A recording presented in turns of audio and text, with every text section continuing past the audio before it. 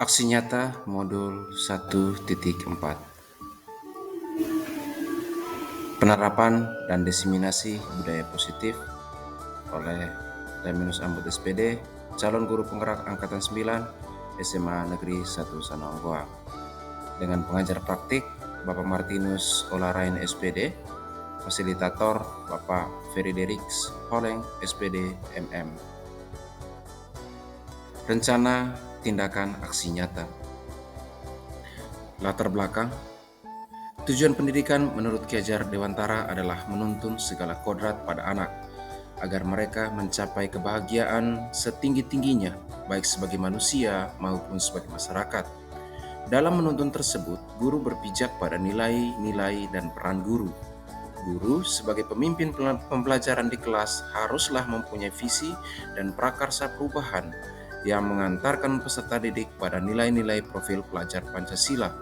Salah satu cara dalam mewujudkan hal tersebut adalah dengan menerapkannya budaya positif di lingkungan sekolah.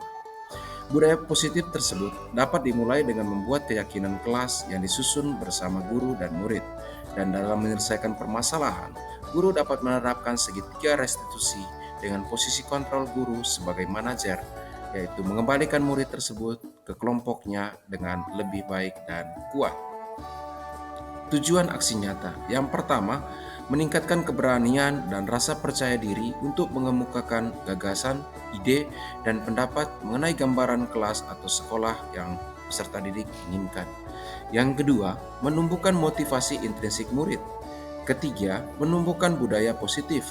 Keempat, mewujudkan pembelajaran yang berpihak pada murid. Kelima, menumbuhkan karakter yang baik berupa jujur, disiplin, tanggung jawab, dan berwawasan global. Dan yang keenam, mengajarkan murid agar mereka menemukan solusi atas persoalan mereka sendiri sehingga mereka lebih bertanggung jawab. Tolak ukur. Yang pertama, terbentuknya kesepakatan kelas sesuai profil pelajar Pancasila. Kedua, guru dan peserta didik dapat meyakini kesepakatan kelas sehingga mampu melaksanakannya secara sadar dan tanggung jawab. Ketiga, peserta didik dapat menemukan solusi atas permasalahannya dengan penuh tanggung jawab. Dan keempat, guru dan peserta didik mampu melaksanakan budaya positif dengan secara konsisten. Lini masa tindakan. Langkah-langkah tindakan yang akan dilakukan. Yang pertama, memberikan pemahaman kepada peserta didik mengenai kesepakatan kelas dan keyakinan kelas. Bersama peserta didik menyusun kesepakatan dan keyakinan kelas dan menandatanganinya. Yang ketiga, memasang kesepakatan kelas yang sudah diyakini di dinding kelas. Keempat, mempraktekkan segitiga restitusi. Kelima, meminta izin kepada kepala sekolah untuk mendiseminasikan budaya positif kepada Bapak Ibu guru. Dan berikutnya, berkoordinasi dengan wali kelas untuk membuat keyakinan kelas di masing-masing kelas. Dan terakhir, menerapkan budaya positif yang telah disepakati dan mengevaluasi secara konsisten. Dukungan yang dibutuhkan. Pertama, dukungan dari kepala sekolah serta rekan-rekan guru untuk menerapkan budaya positif secara konsisten. Yang kedua, sarana dan prasarana yang menunjang penerapan budaya positif di sekolah. Dan yang ketiga, dukungan orang tua murid untuk menerapkan budaya positif di rumah. Diseminasi modul 1.4 budaya positif di SMA Negeri 1 Sanonggoang, Kecamatan Sanonggoang, Kabupaten Manggarai Barat. Baik, selamat siang Bapak Ibu Guru yang saya hormati, Wakil Kurikulum yang saya hormati juga Bapak Ibu Guru, singkatnya kita semua yang ada di ruangan ini yang saya banggakan. Pertama, saya mengucapkan terima kasih atas partisipasi dan kerjasama kita semua, sehingga segala kegiatan aktivitas kita pada jam terakhir ini kita tahan dulu sebentar, dan mohon maaf dari Pak Dede karena harus meninggalkan tugas pokok kita pada kesempatan ini. Baik Bapak Ibu, dalam kegiatan ini itu ada kegiatan acara diseminasi budaya positif tingkat SMA Negeri 1 Sanonggoang yang diselenggarakan oleh calon guru penggerak Angkatan 9. Adapun susunan kegiatan kita pada siang hari ini, pengantar, kemudian doa, sambutan kepala sekolah ataupun mewakili, sekaligus membuka kegiatan ini dengan resmi. pemaparan materi oleh calon guru penggerak angkatan 9. Kelima, baik, sesuai dengan susunan acara pada siang hari ini, kita masuk ke langkah yang kedua, doa. Baik Bapak Ibu, marilah kita siapkan hati kita untuk berdoa. Izinkanlah saya membawa doa ini secara katolik. Dalam nama Bapa dan Putra dan Roh Kudus. Amin. Selamat siang Allah Tritunggal Maha Kudus. Kami mengucapkan syukur dan terima kasih atas segala penyertaan-Mu mulai dari tadi pagi hingga saat ini. Bapa yang baik, sekarang kami mau laksanakan kegiatan diseminasi budaya positif calon guru penggerak. Hadirlah di tengah kami agar segala materi yang disampaikan pada kesempatan ini dapat berguna bagi diri kami dan masa depan kami. Nama-Mu kami puji ya Tuhan, ini dan sepanjang masa. Amin. Dalam nama Bapa dan Putra dan Roh Kudus. Amin. Berikutnya sambutan kepala sekolah ataupun yang mewakili sekaligus membuka kegiatan diseminasi budaya positif dengan resmi. Kepada Pak Kanis, waktu dan tempat kami silakan. Baik, yang saya hormati Bapak Ibu guru, terutama Pak Daniel Ambut. Hari ini ada paparan tentang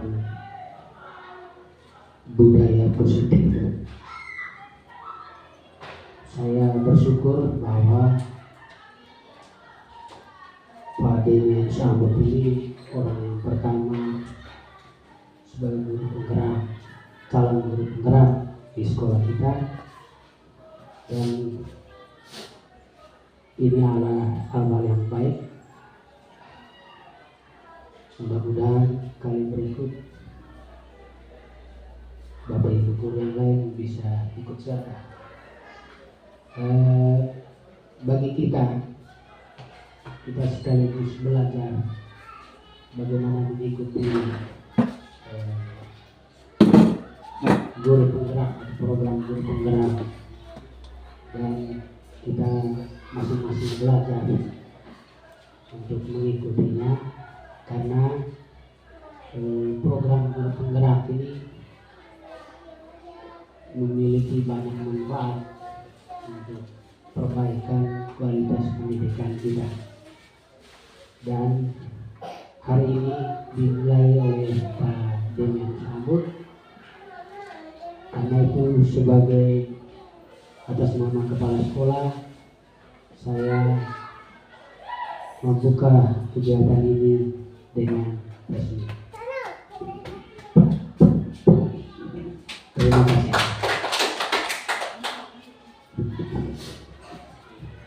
Terima kasih kepada Pak Kanis yang sudah membuka kegiatan ini dengan resmi. Berikutnya pemaparan materi oleh calon guru penggerak angkatan 9 kepada Bapak Daniel Ambut. Waktu tidak sempat, kami persilakan.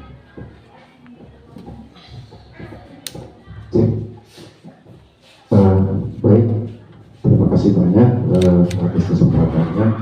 Yang saya hormati Kepala SMA Negeri 1 Sanagoang yang diwakili oleh Wakasek Kesiswaan. Yang saya hormati Bapak Ibu guru. Pertama saya mengucapkan terima kasih banyak atas partisipasi kita semua untuk mengikuti penyampaian atau pemaparan materi terkait dengan budaya positif ini. Bapak Ibu, di sini saya tidak menggurui Bapak Ibu, tetapi di sini saya hanya menyampaikan apa yang saya peroleh selama saya mengikuti guru penggerak di angkatan 9 ini, dan terutamanya itu di modul 1.4 ini tentang budaya positif. Yang berikut adalah tentang budaya positif ini nanti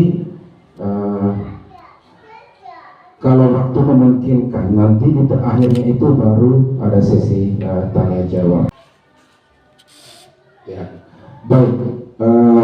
Di bagian pertama ini Bapak Ibu, pertanyaan pemantiknya adalah ini hanya menyangkut setuju atau tidak setuju. Yang pertama itu adalah hukuman dapat mendisiplinkan anak. Yang kedua adalah pemberian hukuman dengan hal positif seperti membaca atau membersihkan halaman sekolah dapat meningkatkan disiplin anak. Dan yang ketiga adalah memberikan penghargaan dapat meningkatkan motivasi belajar anak.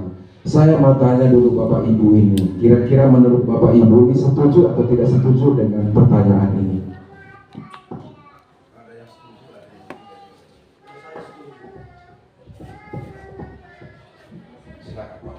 Ya, baik.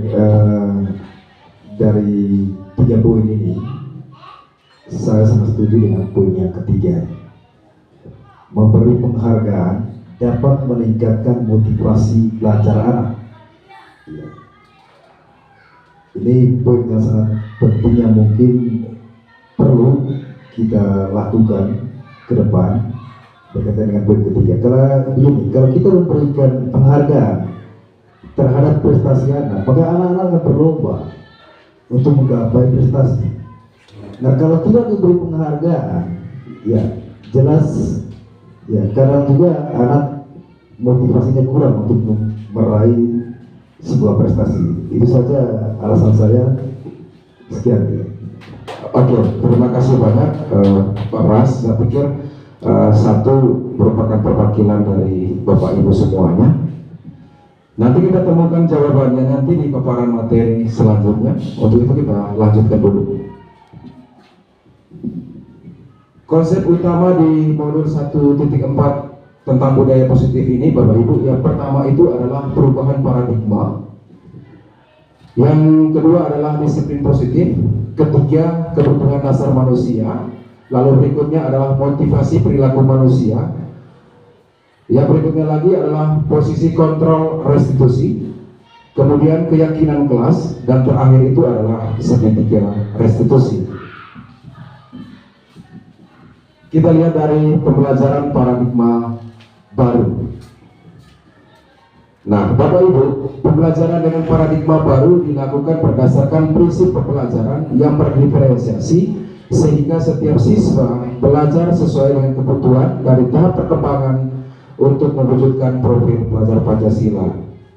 Nah, hal ini sesuai dengan filosofi pemikiran Ki Hajar Dewantara, di mana Ki Hajar Dewantara mengatakan bahwa pendidikan yaitu menuntun segala kodrat yang ada pada anak agar mereka dapat mencapai keselamatan dan kebahagiaan yang setinggi-tingginya, baik sebagai manusia maupun sebagai anggota masyarakat, dan tentunya sesuai dengan tuntutan alam dan tuntutan zaman.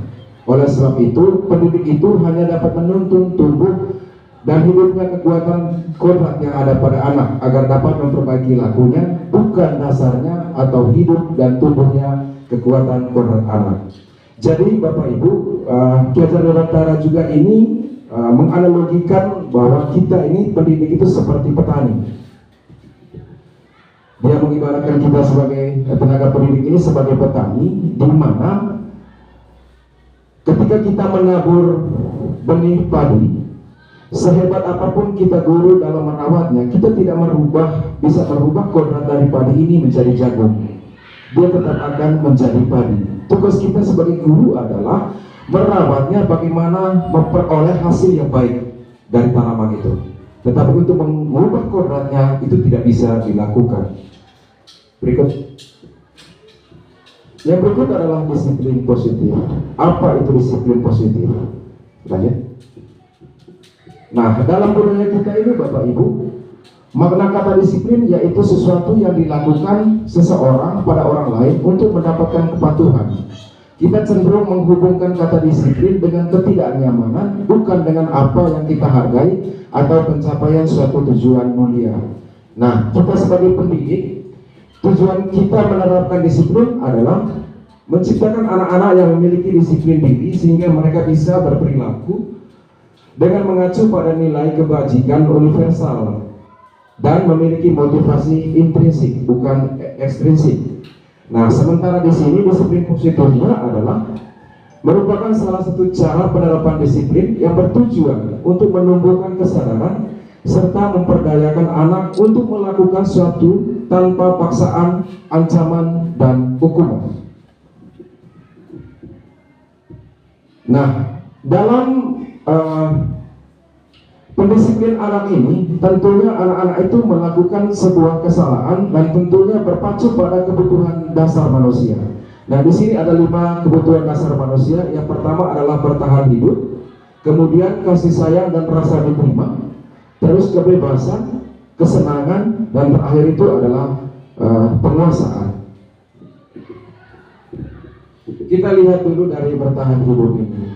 Bertahan hidup ini menyangkut dengan kesehatan, rumah, dan juga dengan makanan. Sementara kasih sayang ini kebutuhan untuk disayangi atau diterima meliputi kebutuhan akan hubungan dan koneksi sosial. Nah, anak-anak yang memiliki kebutuhan dasar kasih sayang dan rasa diterima yang tinggi biasanya ingin disukai dan diterima oleh lingkungannya. Yang berikut adalah penguasaan atau kebutuhan pengakuan atas kemampuannya.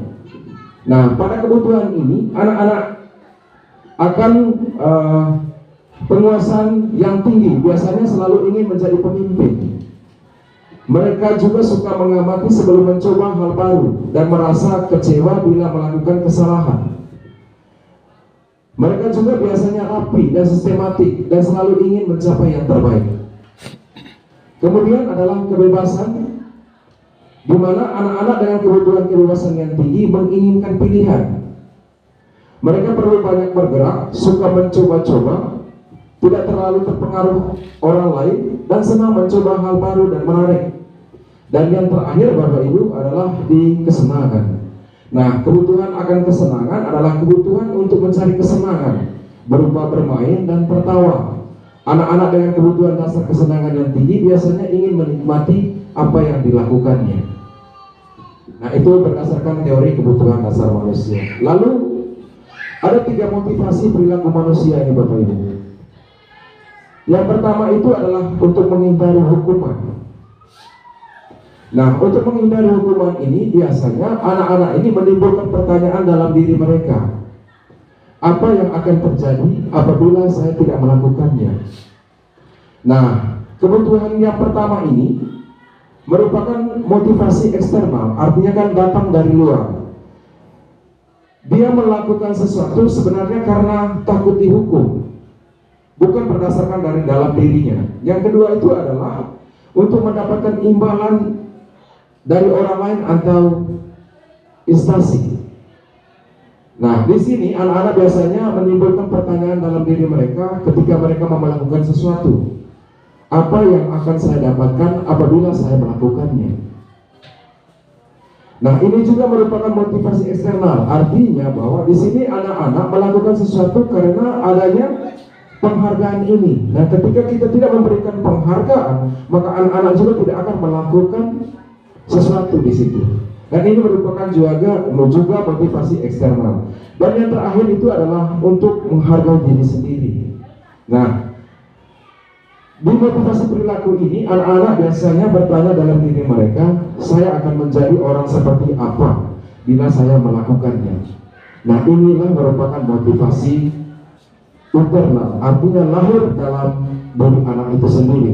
Dan sebenarnya tujuan dari disiplin positif ini adalah motivasi internal ini. Nah, tugas kita Bapak Ibu Guru ini adalah bagaimana kita menumbuhkan motivasi internal ini pada diri anak-anak kita.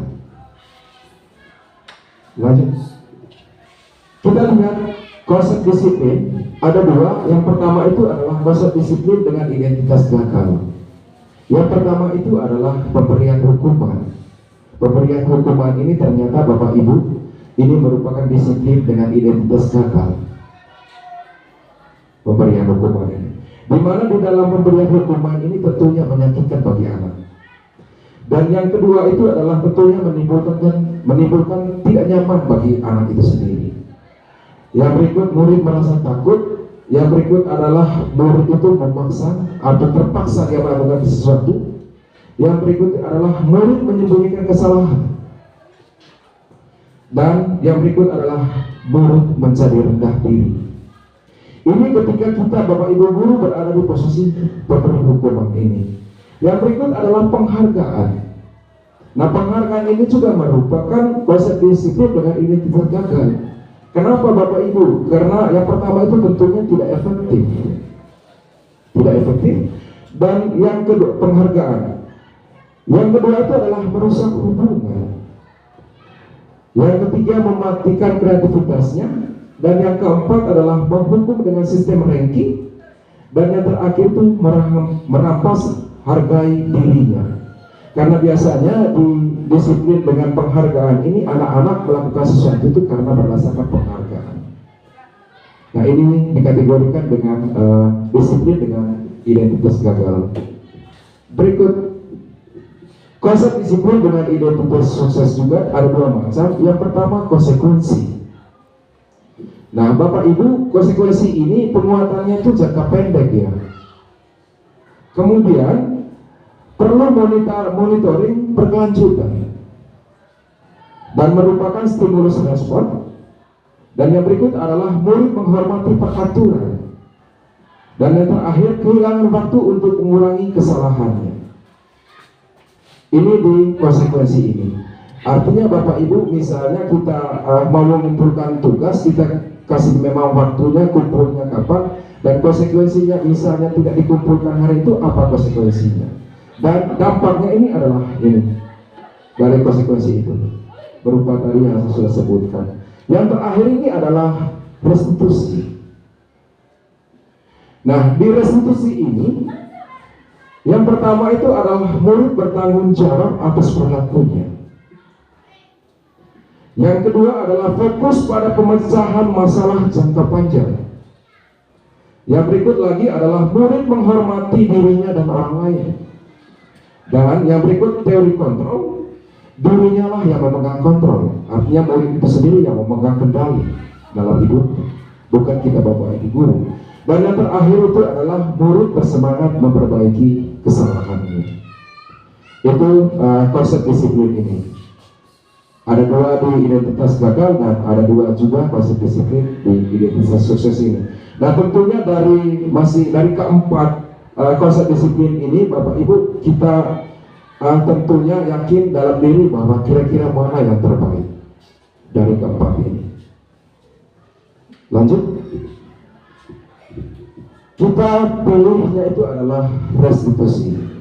Untuk kita posisi sebagai Bapak Ibu guru, dan tentunya kita memilih yang paling terakhir itu adalah posisi di restitusi ini. Di mana konsep disiplin pendekatan restitusi ini adalah sebuah cara menanam disiplin positif pada murid.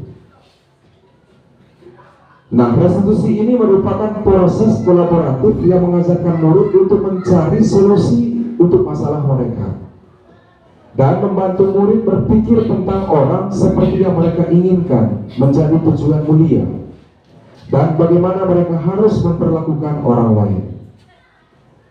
Ini merupakan konsep inti dari pendekatan restitusi ini. Nah, ciri-ciri dari restitusi ini Bapak Ibu, yang pertama itu adalah bukan menebus kesalahan, namun belajar dari kesalahan. Jadi dalam posisi kontrol restitusi ini bukan mengajarkan kepada anak untuk menebuskan kesalahannya, tetapi belajar kesalahan itu belajar dari kesalahan. Dan yang berikut itu adalah memperbaiki hubungan. Dari kesalahan itu anak-anak memperbaiki hubungan. Yang berikut tawaran, bukan paksaan. Yang berikutnya adalah menuntun untuk melihat ke dalam diri anak. Artinya anak-anak melakukan sesuatu itu bukan karena dipengaruhi oleh faktor eksternal tadi, tetapi faktor internal atau dari dalam diri anak itu sendiri. Yang berikut mencari kebutuhan dasar yang mendasari tindakan. Dan yang terakhir itu adalah menguatkan dan fokus pada solusi. Itu di restitusi ini. Kita lihat sekarang itu ada Bapak Ibu 5 posisi kontrol restitusi. Dan biasa ini dilakukan oleh tanpa sadar atau dengan secara sadar. kita melakukan di posisi ini Bapak Ibu, 5 posisi kontrol ini. Yang pertama itu adalah penghukum, di mana kita sebagai Bapak Ibu guru itu berdiri pada posisi penghukum. Nah, yang berikut itu adalah pembuat merasa bersalah. Yang berikut adalah kita Bapak Ibu guru itu berada di posisi teman atau berada di posisi pemantau, dan yang terakhir itu adalah berada di posisi manajer. Kita lihat satu-satu Bapak Ibu bagaimana itu di posisi penghukum. Nah, di posisi penghukum ini kita seorang guru yang berada di posisi penghukum ini menggunakan hukuman fisik maupun verbal. Nah, orang-orang yang menjalankan posisi penghukum ini senantiasa mengatakan bahwa sekolah memerlukan sistem atau alat yang dapat lebih menekan murid-murid lebih dalam lagi. Nah, guru-guru yang menerapkan posisi penghukum akan berkata, patuhi aturan sekolah. Kemudian, ketika anak melakukan kesalahan, berdirilah di depan kelas. Atau pasti selalu yang terakhir selesainya, misalnya dalam mengerjakan tugas. Nah, guru seperti ini senantiasa percaya bahwa hanya ada satu cara agar pembelajaran bisa berhasil, yaitu cara dia, tanpa memikirkan bagaimana berada di posisi anak ini. Dan apa hasilnya ketika kita berada di posisi penghukum ini Bapak Ibu? Nah, hasilnya itu adalah murid itu akan ada marahnya di sana, dan juga mendendam atau bersifat agresif. Itu hasil dari penerapan posisi kontrol ini di penghukum. Lalu kita lihat di posisi kontrol yang kedua, pembuat merasa bersalah. Nah, pada posisi ini biasanya akan bersuara lebih lembut. Terus pembuat rasa bersalah akan menggunakan keheningan yang membuat orang lain merasa tidak nyaman, bersalah atau rendah diri. Nah, kata-kata yang keluar dengan lembut akan seperti ini Bapak Ibu. Ibu sangat kecewa sekali dengan kamu. Lalu yang berikut, berapa kali Bapak harus memberitahu kamu ya? Yang berikut, gimana coba kalau orang tua kamu tahu kamu berbuat begini? Tanpa disadari Bapak Ibu, kata-kata seperti ini kita berada di posisi kontrol membuat merasa bersalah. Arti anak-anak di sini itu membuat seakan-akan mereka itu yang bersalah. Nah, apa hasilnya dari kita menerapkan posisi kontrol ini? Nah, hasilnya itu adalah murid akan merasa bersalah. Bersalah telah mengecewakan ibu atau bapak gurunya. Murid akan merasa menjadi orang yang gagal dan tidak sanggup membahagiakan orang lain. Kadangkala sikap seperti ini lebih berbahaya dari sikap penghukum, karena emosi akan tertanam rapat di dalam. Murid menahan perasaannya. Jadi posisi ini membuat merasa bersalah ini lagi lebih berbahaya lagi dari posisi penghukum Bapak Ibu. Lalu kita lihat posisi kontrol yang ketiga, berada di posisi teman. Berada di posisi teman ini, guru pada posisi ini tidak akan menyakiti murid. Kemudian berupaya mengontrol murid melalui persuasi. Nah, biasanya dalam posisi ini kita Bapak Ibu guru selalu mengeluarkan kata-kata, ayo bantulah demi Bapak ya. Kemudian, ya sudah, kali ini tidak apa-apa, nanti Ibu bantu bereskan. Nah, ini kita berada di posisi teman. Nah, dampak negatif dari posisi teman ini adalah bila suatu saat guru tersebut tidak membantu, maka murid akan kecewa dan berkata, saya pikir Bapak Ibu ini teman saya. Murid merasa dikecewakan dan tidak mau lagi berusaha. Hal lain yang timbul adalah murid hanya akan bertindak untuk guru tertentu dan tidak untuk guru lainnya. Ini hasil dari posisi kontrol kita sebagai teman. Dan yang berikut adalah Next. Pemantau. Kita ini berada di posisi pemantau. Nah, pada posisi ini kita selalu mengawasi anak, mengontrol posisi anak. Dan biasanya Bapak Ibu, pada posisi ini pertanyaan yang selalu diajukan itu adalah peraturannya apa. Misalnya anak-anak melakukan kesalahan, kita selalu bertanya peraturannya apa. Lalu yang berikut, apa yang telah kamu lakukan? Terus sanksi atau konsekuensinya apa? Berarti ada konsekuensi sebelumnya. Nah, hasilnya itu adalah murid memahami konsekuensi yang harus dijalankan karena telah melanggar salah satu peraturan sekolah. Artinya bahwa anak-anak itu taat karena ada konsekuensi, bukan berarti kesadaran dari dalam diri anak itu sendiri. Di sini berarti dia lebih menghargai konsekuensi, bukan berarti dia menghargai diri sendiri. Dan yang terakhir itu adalah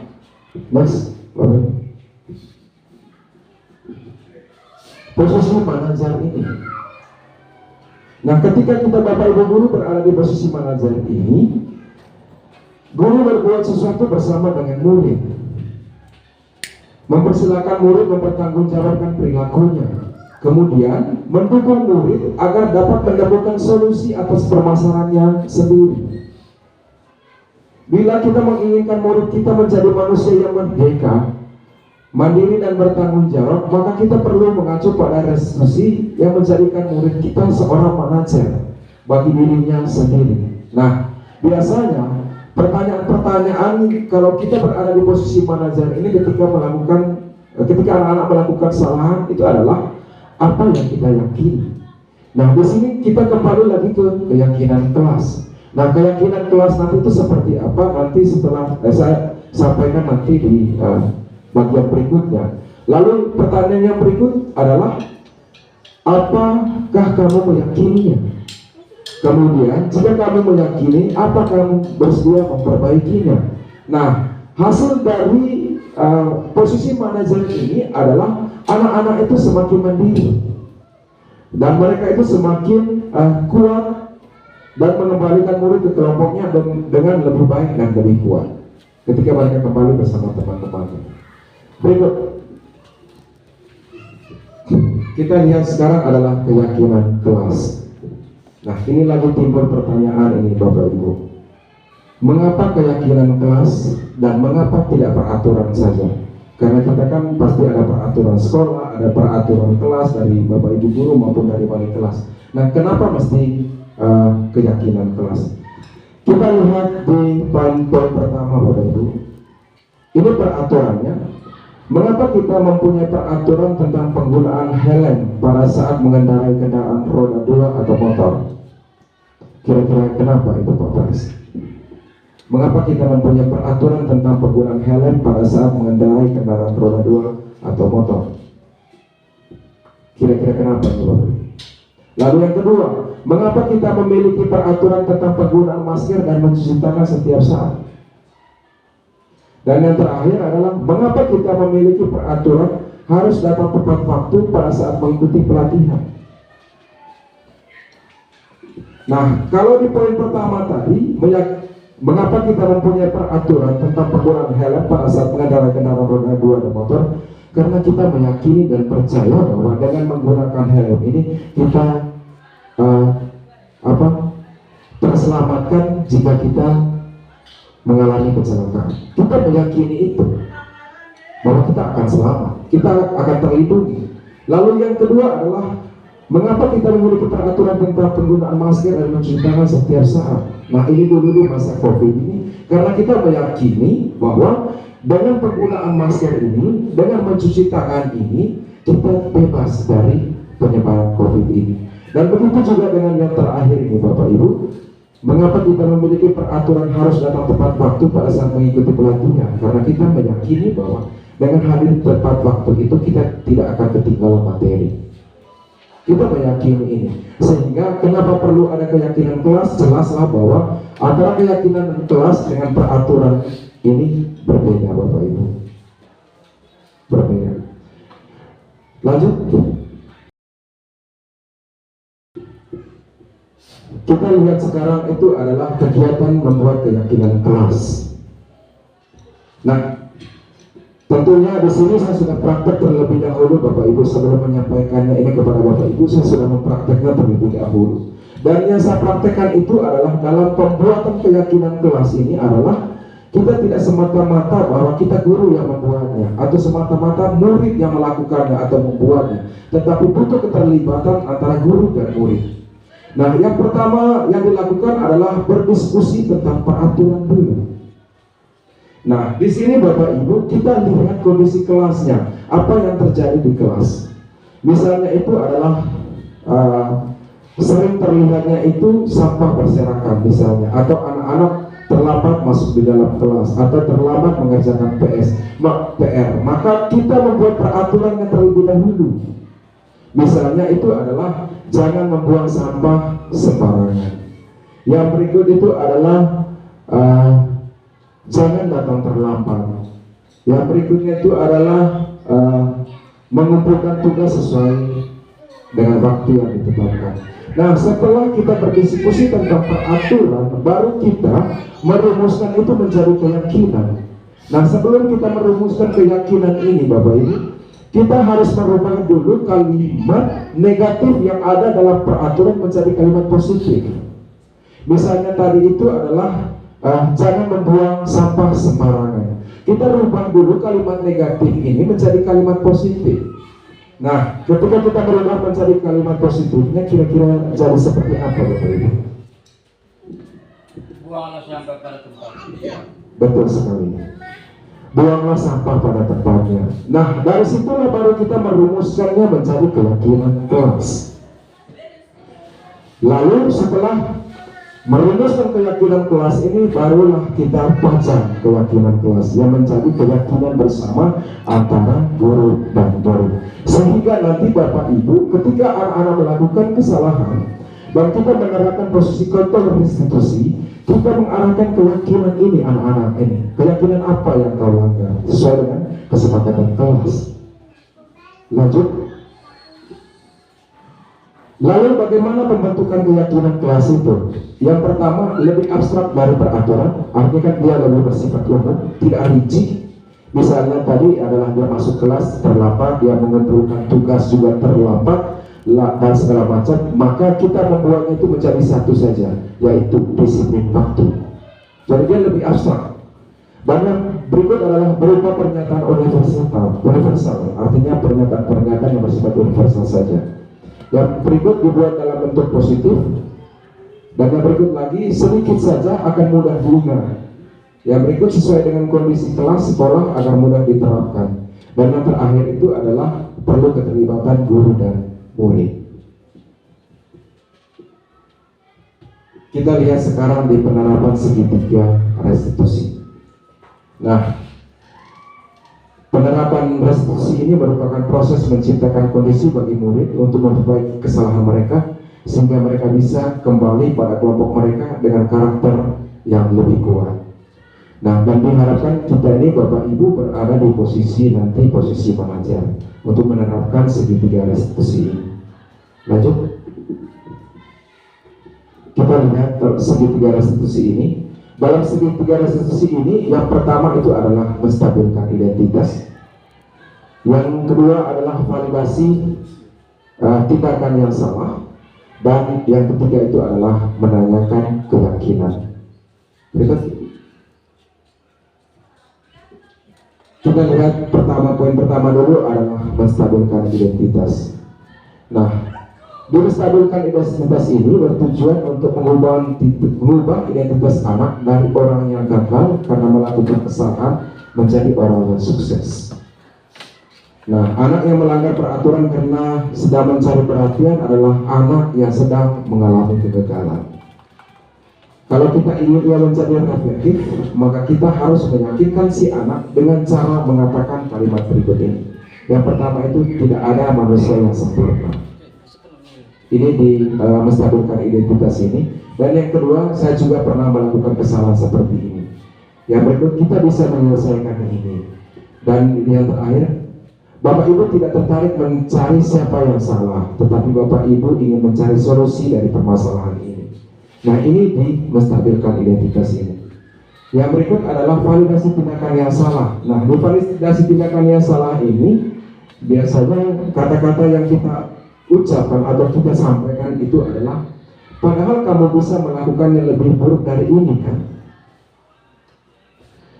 Misalnya di sini anak-anak itu kita lihat fakta lapangannya itu, misalnya di hari Senin itu mereka itu lupa mengenakan topi dengan dasi, Bapak Ibu. Tapi paling tidak satu hal yang kita anggap positif dari dia itu adalah ketika dia hadir di tepat waktu, walaupun dia lupa menggunakan topi dan dasi itu. Itu yang dimaksudkan di poin pertama ini. Padahal kamu bisa melakukan yang lebih buruk hari ini. Misalnya dia sudah tidak menggunakan topi, tapi dia juga terlambat. Yang berikut, menanyakan keyakinan. Nah, teori kontrol menyatakan bahwa kita pada dasarnya termotivasi secara internal. Ketika identitas sukses pada langkah 1, terus validasi tindakannya salah di langkah kedua, maka yang ketiga ini adalah siap untuk dihubungkan dengan nilai-nilai yang dia percaya dan berpindah menjadi orang yang dia inginkan. Nah, pertanyaan di bawah ini menghubungkan keyakinan anak dengan keyakinan kelas atau keluarga. Misalnya itu, apa yang kita percaya sebagai kelas atau keluarga. Nah, kembali tadi ke keyakinan kelas yang kita buat terlebih dahulu. Yang berikut, apa nilai-nilai umum yang kita telah sepakati? Kesepakati di mana? Kesepakatan di kelas tadi. Dan berikut lagi, ini adalah contoh kasus. Ini adalah skenario, Bapak Ibu, dan memang harus diwujudkan dalam bentuk skenario. Nah, skenario ini adalah kasus, kembali ke belakang dulu sedikit, please. Next. Ya, kasus di sini skenario-nya itu adalah dia terlambat menyelesaikan tugas yang saya berikan, sehingga ia tidak melakukan presentasi. Mari kita simak bersama dari penerapan segitiga restitusi ini. Ya, silakan masuk. Selamat pagi, Pak. Ya, pagi. Silakan duduk. Terima kasih, Pak. Tia, apakah kamu tahu kenapa Pak panggil kamu ke sini? Saya tahu, Pak, karena saya telah mengerjakan tugas. Oke, baik. Apakah tahu bahwa kesepakatan kita, tugas yang telah diberikan akan dipresentasikan hari ini? Saya tahu, Pak, hari ini. Oke, baik Tia. Melakukan kesalahan itu adalah hal manusiawi. Pak juga tentunya pernah melakukan kesalahan. Tetapi di sini saya tidak akan mencari siapa yang benar dan siapa yang salah. Tetapi di sini kita mencari solusi supaya Tia tidak terlambat lagi dalam menyelesaikan tugas ini.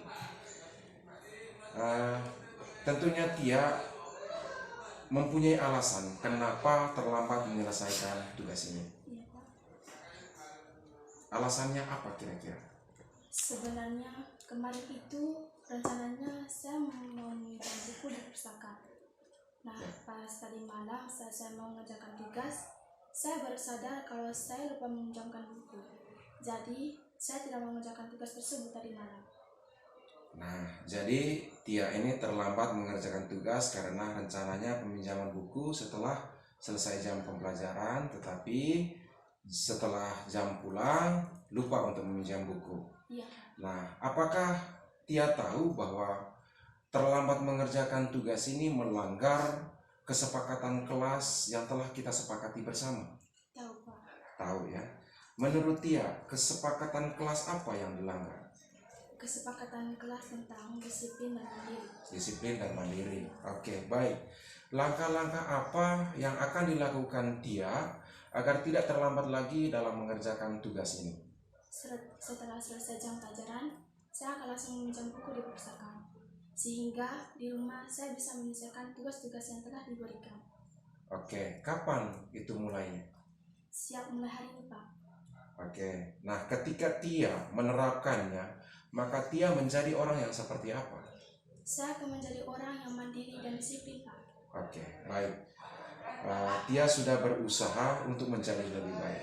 Saya doakan agar Tia selalu mentaati tata tertib sekolah dan keyakinan kelas. Oke, terima kasih banyak Tia. Sekarang kembali ke kelas untuk mengikuti pelajaran selanjutnya.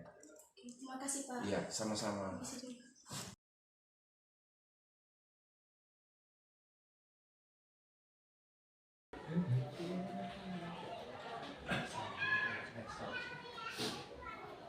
Ya, kurang lebih seperti itu penerapan dari segitiga restitusi ini Bapak Ibu. Jadi di penerapan segitiga restitusi ini tentunya kita berada di posisi manajer, bukan berada di posisi penghukum, bukan berada di posisi sebagai teman, bukan juga sebagai pengontrol, tetapi kita berada di posisi manajer ini. Lalu sekian dulu hasil presentasi saya terkait dengan modul topik 1 ini tentang budaya positif ini. Mungkin saya berikan untuk dulu sesi untuk tanya jawab untuk kita diskusikan bersama. Artinya di sini bukan untuk mencari mana yang benar dan mana yang salah, tetapi kita hanya untuk berdiskusi Bapak Ibu. Kira-kira nanti seperti apa ini penerapan restitusi ini. Ya, silakan. Ya, selamat siang. Menarik tadi materi yang disampaikan oleh Pak Dede itu, bahkan mungkin secara keseluruhan saya belum pernah praktekkan itu di dalam kelas. Artinya apa? Kalau kemudian melihat teori seperti itu, saya secara pribadi bisa mengkategorikan bahwa saya gagal menjadi seorang guru yang bijak. Artinya saya tidak mampu menjadi seorang guide. Yang ada hanya saya memaksakan semua siswa supaya mengikuti apa yang saya pikirkan. Jadi dengan adanya materi ini mudah-mudahan itu pencerahan lah buat saya secara pribadi. Itu yang pertama Pak Dede. Lalu yang kedua, saya mendengar tadi bagaimana kemudian kita menempatkan siswa itu sebagai subjek bukan objek. Mungkin seperti itu saya tangkap berkaitan dengan skema teori itu. Hanya yang agak kewalahan sekarang ketika kita berhadapan dengan realitas di kelas, kadang-kala ini kadang pengalaman saya secara pribadi, kita tidak menempatkan mereka sebagai subjek, malah sebaliknya objek begitu. Ya. Contoh sederhana, ketika saya melakukan sebuah kesalahan, maka kata-kata yang keluar dari mulut saya adalah seolah-olah dia manusia yang memang tidak terlahir dengan keunikan dan potensi.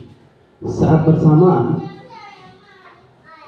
kita juga harus memahami bahwa siapapun yang terlahir di muka bumi ini, dia terlahir dengan potensi dan keunikannya masing-masing. Menurut saya, harusnya potensi itu yang kita sentuh.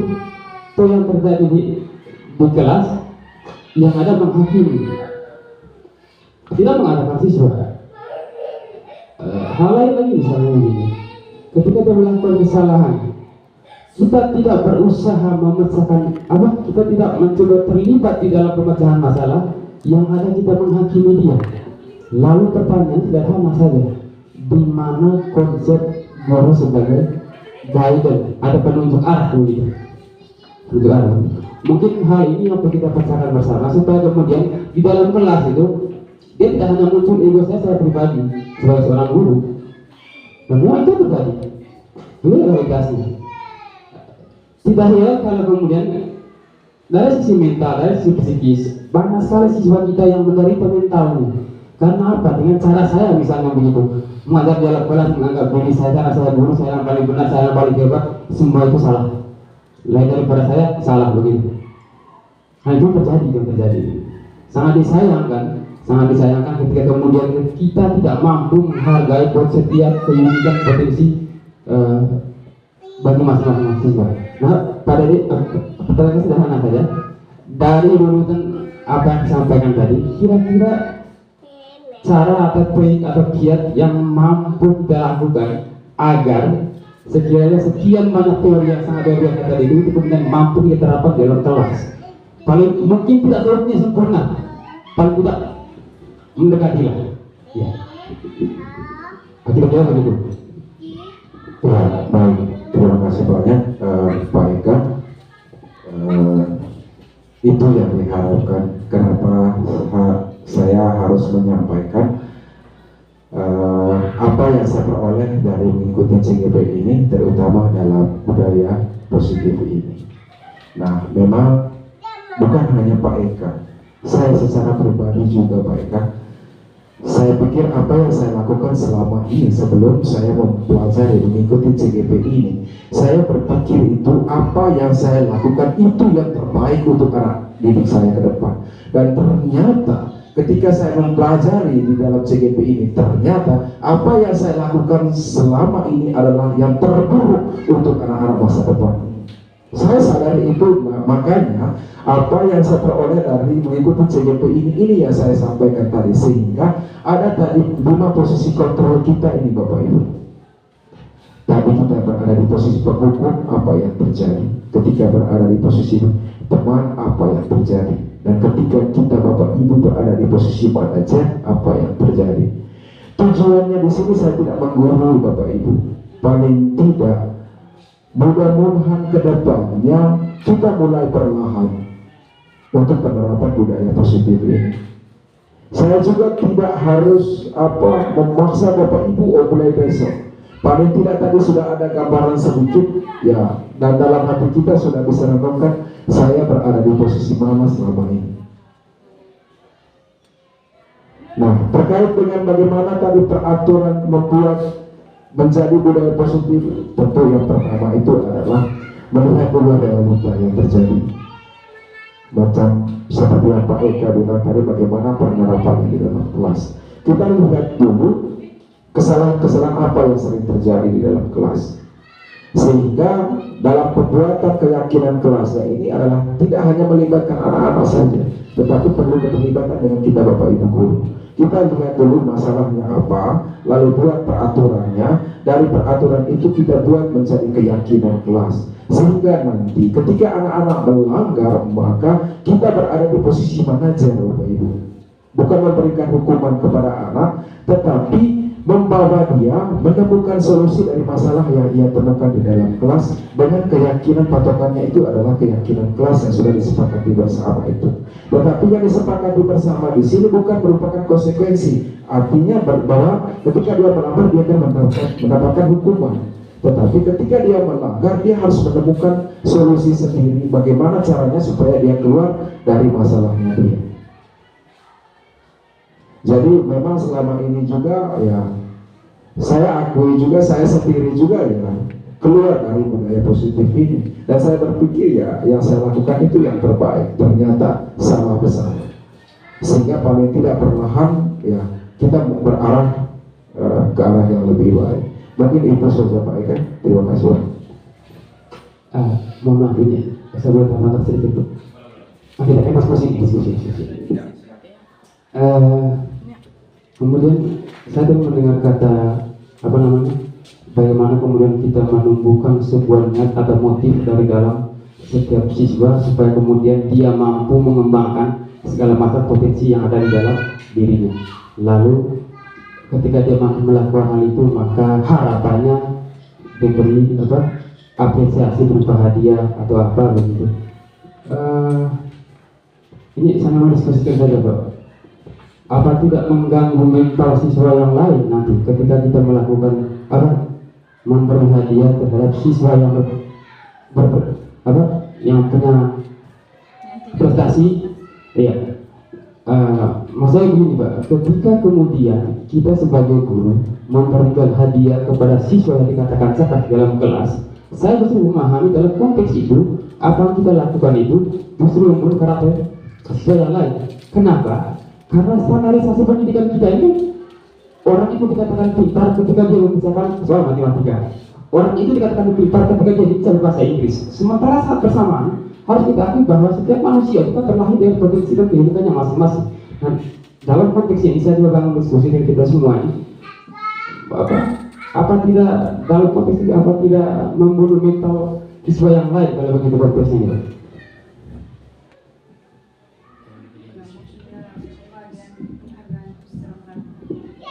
Iya. Baik, terima kasih banyak Pak Eka. saya sudah jelaskan tadi, baiklah. Di konsep disiplin dengan identitas gagal itu salah satunya itu adalah memberikan penghargaan atau hadiah ini. Jadi ternyata Bapak Ibu ketika misalnya nanti siapa yang juara 1 ini kali Ibu atau Bapak memberikan hadiah. Ternyata ini adalah konsep disiplin dengan identitas gagal. Iya. Kenapa dikategorikan identitas gagal Bapak Ibu? Seperti yang Pak Eka sampaikan tadi. Sebenarnya ini adalah mematikan kreativitas anak. Karena dia melakukan sesuatu itu bukan muncul dari dalam dirinya. Karena dia melakukan sesuatu karena dia tahu ada imbalannya. Bukan dilakukan karena berdasarkan dari hatinya sendiri, kemauan diri sendiri. Bahwa dia akan menjadi pintar. Mungkin itu saja Pak Eka.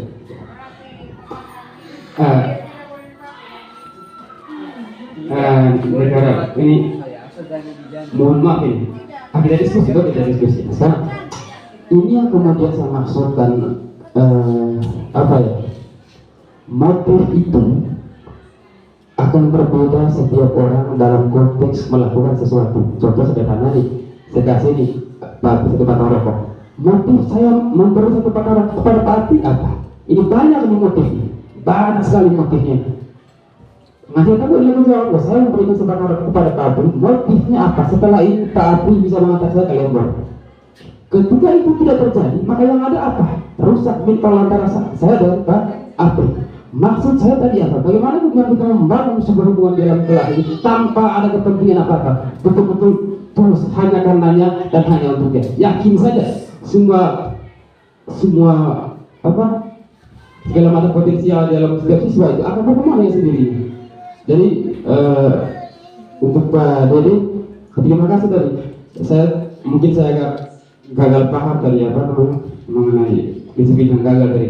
Ternyata ada kesalahan pemahaman antara kita. Jadi mudah-mudahan hal ini bisa membuat saya sebagai amunisi baru lagi supaya bisa menjadi seorang guidance, bukan pengajar, guidance. Baik, terima kasih banyak Pak Eka. Dan juga untuk pertanyaan pemantik tadi di awal Pak Pras, pasti dengan sendirinya diketahui bahwa ternyata memberi penghargaan untuk meningkatkan motivasi anak itu ternyata dia dikategorikan ke dalam identitas disiplin gagal. Jadi dengan sendiri ditemukan jawaban yang menurut tadi Pak Pras bahwa dia setuju bahwa dengan memberikan penghargaan ini yang tujuannya memotivasi disiplin pelajaran anak atau motivasi pelajaran anak itu jauh lebih efektif. Ternyata disiplin dalam berupa penghargaan ini dikategorikan ke dalam identitas gagal. Karena pada dasarnya nanti anak-anak melakukan segala sesuatu itu karena dia berdasarkan imbalan, bukan berdasarkan apa yang ingin dia capai di masa depannya. Tapi semata-mata hanya untuk mendapatkan penghargaan ini. Ya, silakan.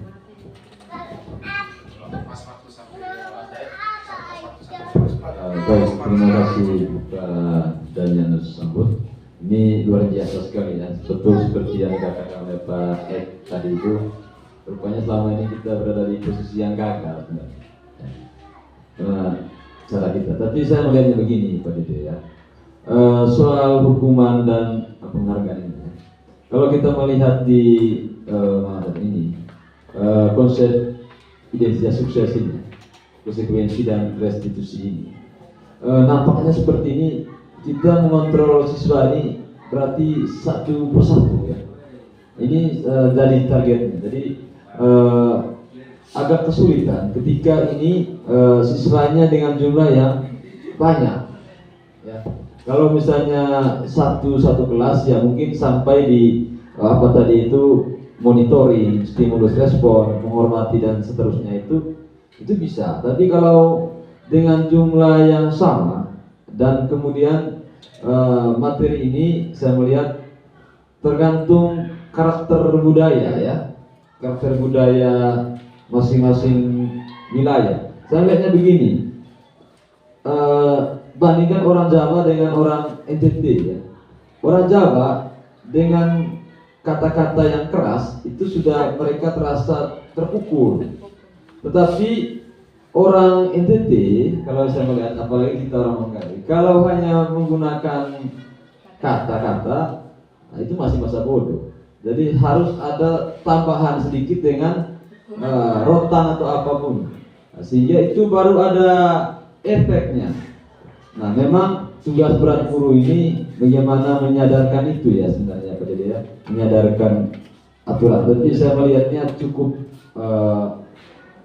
luar biasa tantangannya karena ini kan kita harus satu persatu siswa yang bermasalah. Bayangkan tadi itu di video itu dipanggil ya, satu diceritakan, dipisahkan semua, lalu ada lagi satunya lagi dipanggil lagi ya. Wih, rasanya tidak ada kerja lain kita ya. Saya melihatnya begitu. Terima kasih.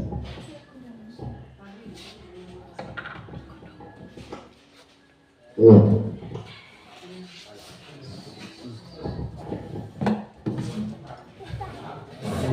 Memang kita kan baru awal ya, baru bangun kita. Memang kalau kita lihat selama ini misalnya terlambat masuk sekolah sudah. Ada puluhan orang siswa. Untuk antisipasi hal ini, piket harian tentu tidak memberikan sanksi. Catat namanya, dibagikan ke wali kelas, kasih ke wali kelas. Artinya wali kelas paling beban tugasnya adalah per kelas. Nah, sehingga memang ini butuh koordinir yang bagus antara piket dengan wali kelas. Lalu tentu wali kelas tidak bisa datang terlambat juga, supaya langsung disangani anak-anak yang terlambat. Kerja keras dong. Tetapi memang ini awal. Tetapi kalau misalnya kesadaran sudah ada dalam diri mereka, pasti mereka akan berusaha untuk tidak terlambat. Saya pikir begitu ya. Intinya kita konkret saja. Untuk yang terlambat, petugas piket catat namanya, kelas berapa, saudara wali kelas. Biar wali kelas yang ditangani. Pikirnya bertanggung jawab. Ya, mungkin itu saja. Terima kasih. Ya, ya, baik. Terima kasih banyak Pak Entus dan juga Pak Kanis. Memang awalnya itu memang berat, tapi saya pikir dengan semakin banyak nanti yang menerapkan budaya positif ini, paling bukan tidak mungkin kedepannya itu akan jauh lebih baik, sehingga paling tidak sekolah kita juga itu penerapan disiplin positif ini dijalankan dengan baik. Dan memang juga diakui bahwa butuh keterlibatan banyak pihak, tidak bisa satu orang. Di identitas sosial ini ada dua, ada identitas restitusi, ada konsekuensi. Kita bisa bolak-balik di sini. Dan perlu ada evaluasi, betul tidak kita dalam menerapkan restitusi ini, apa yang kurang di penerapan restitusi ini. Nah, terkait dengan pengontrolan yang satu-satu tadi, saya pikir solusi yang ditawarkan oleh Pak Kanis ini adalah jalan yang terbaik.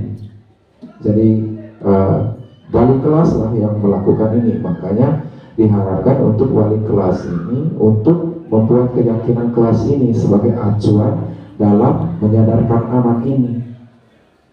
Begitu. Nah, membuat keyakinan kelas itu saya sudah contohnya itu di kelas 10A, dan tadi sudah mulai menerapkannya di 10B, sudah menjadi mendapatkan keyakinan kelasnya, tinggal mereka buat dalam bentuk apa, lalu mereka print dan tempelkan di kelas mereka. Jadi kesalahan di sana itu, setiap anak-anak yang melakukan kesalahan di sana ya mengingatkan kembali terhadap keyakinan kelas yang telah disepakati.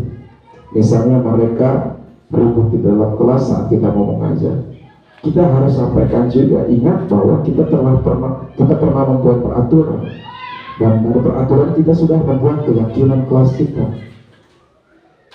bahwa misalnya adalah nilainya itu adalah menghormati dan menghargai orang lain. Begitu. Jadi mungkin solusinya tadi Pak Entus seperti yang disampaikan oleh Pak Kanis. Saya pikir cukup sekian dulu Bapak Ibu. Sekali lagi saya mengucapkan terima kasih banyak atas waktu dan kesempatan yang Bapak Ibu luangkan untuk mengikuti kegiatan ini.